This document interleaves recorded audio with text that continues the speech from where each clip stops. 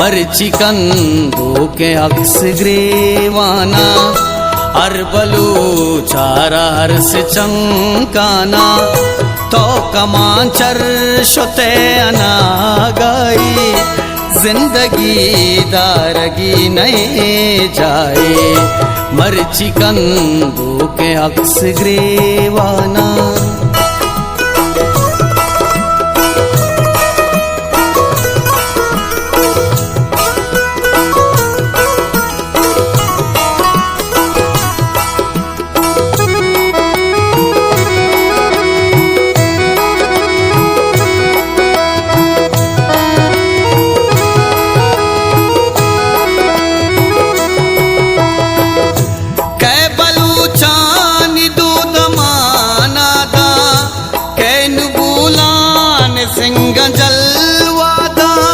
नक्शन तैलंग को कानी के ब्यारी मंद ज्ञावान गेबे पलगारी के में आत्रा पे शर्ब काकसा के पपे गाम सर्ब काकसा के मापा बेदापुरे रंगा वादुष्टा चुता मुरे रंगा मर्चिकंदो के अक्स ग्रेवाना।